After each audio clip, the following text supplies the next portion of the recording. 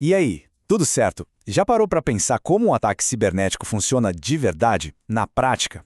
Hoje a gente vai fazer exatamente isso. Vamos dissecar a anatomia de um ataque passo a passo, desde aquela primeira espionada silenciosa até o estrago final. Bora entender esse processo juntos. Então a grande questão é como o ataque começa. Porque assim, todo ataque, por mais complexo que pareça, tem um ponto de partida, né? É um primeiro passo. E que passo é esse? É o que a gente vai ver agora. Pois é, hoje em dia, na era digital, a informação é o ativo mais importante que existe. Pensa só, nossos dados, os dados de uma empresa, isso vale ouro. E claro, se algo é valioso, pode ter certeza que sempre vai ter alguém de olho tentando achar uma falha, uma brechinha para colocar a mão nesses dados. O início de tudo é a espionagem. Antes de qualquer ação mais agressiva, o invasor age como um espião mesmo. A primeira fase é sempre o reconhecimento, sabe? Uma olhada silenciosa no ambiente para mapear o terreno e entender aonde ele está pisando. Uma das primeiras técnicas é o que a gente chama de varredura. Imagina um ladrão de casas. Antes de tentar entrar, ele fica de longe observando o bairro. Ele vê quais casas têm gente, quais parecem vazias. Ele está só mapeando, certo? A varredura é isso. O invasor está procurando computadores ligados na rede. E, o mais importante, portas abertas. Essas portas são as vulnerabilidades que ele pode usar para entrar. Outra tática dessa fase de espionagem é a interceptação de tráfego. Pensa numa rede Wi-Fi de um café, por exemplo. Se a pessoa está usando e os dados não estão protegidos, criptografados, é como se estivesse falando alto. Um invasor pode simplesmente ouvir essa conversa e pegar os dados que estão passando por ali. E o detalhe, ninguém percebe. Por isso que a gente chama de ataque passivo. O cara só está lá ouvindo sem fazer nada ainda. Ok, a fase de espionagem passou. Agora, o jogo muda. A gente sai da observação e entra na fase de ataques mais diretos, mais agressivos. Aqui o objetivo é claro, ou derrubar o sistema ou forçar a entrada de vez. Um exemplo clássico disso é o famoso ataque de negação de serviço, o DOS. Para entender fácil, imagina que alguém decide mandar 10.000 cartas para sua caixa de correio de uma vez só. Ela fica tão lotada de lixo que a carta importante que você estava esperando não consegue chegar. O ataque DOS faz a mesma coisa, só que com mensagens digitais.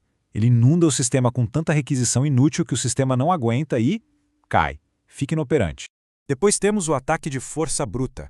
Sabe aquela senha super criativa 123456 ou senha 123? Pois é exatamente esse o alvo. O conceito é simples. Um programa de computador fica tentando sem parar todas as combinações possíveis de senhas, uma por uma, até que, na base da insistência, ele acerta.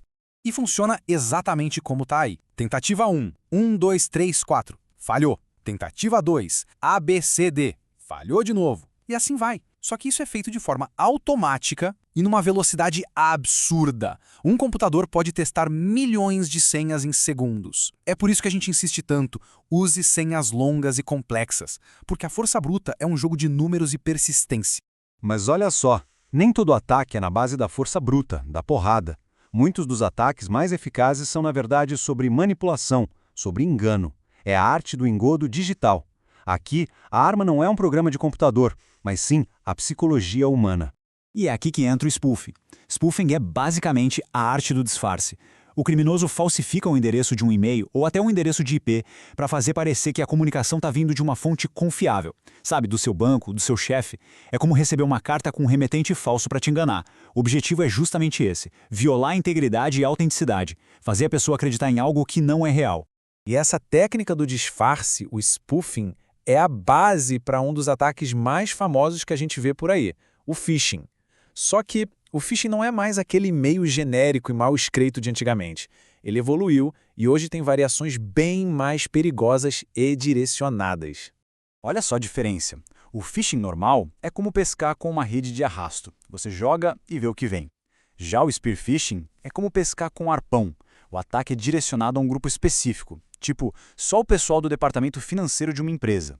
Agora, o whaling, esse é a caça às baleias. O alvo aqui são os peixes grandes, CEOs, diretores, gente de alto escalão. E a isca é super personalizada, feita sob medida para enganar aquela pessoa específica. Beleza, vamos imaginar o pior cenário. O ataque funcionou, o invasor conseguiu entrar, e aí? Acabou? Que nada. A invasão, na verdade, é só o começo do perigo. Agora a gente vai ver o que acontece depois da invasão. O que um criminoso pode fazer com uma máquina comprometida. Basicamente, um computador invadido vira uma espécie de zumbi. Ele passa a ser controlado pelo invasor, que pode usar a máquina para fazer um monte de coisa errada. Por exemplo, disparar spam em massa, propagar vírus e outros códigos maliciosos pela rede, e até usar esse computador como uma máscara para esconder a própria identidade enquanto ataca outros alvos. E o perigo aumenta. Se o ataque comprometer um roteador, aí todo o tráfego da rede pode ser desviado para sites falsos, e a vítima nem desconfia. Ok, foi bastante conceito de uma vez, eu sei. Então, para garantir que tudo fique bem claro na cabeça, vamos para um resumo rápido. É ótimo para memorizar e revisar os pontos principais que a gente viu. E antes desse resumo, se você curte esse tipo de análise direto ao ponto para entender de vez os assuntos, já se inscreve no canal para não perder os próximos, combinado? Então vamos lá, para fechar. Varredura é a fase de busca por alvos e portas abertas. Ataque passivo é quando o invasor só intercepta, só ouve, sem alterar nada. DOS, aquela inundação de mensagens para derrubar um serviço. Força bruta, tentativa e erro até adivinhar a senha. Spoofing, a arte de falsificar identidade, seja de um e-mail ou IP. E por fim, whaling, aquele phishing super direcionado para pegar os peixes grandes, os executivos. E para a gente fechar, eu quero deixar uma pergunta para reflexão. De todas essas ameaças que a gente viu, qual é a mais perigosa na sua opinião? E por quê? Deixa aí nos comentários que a gente quer saber o que vocês pensam. E se essa análise foi útil, não esquece do like, valeu demais por acompanhar e a gente se vê na próxima!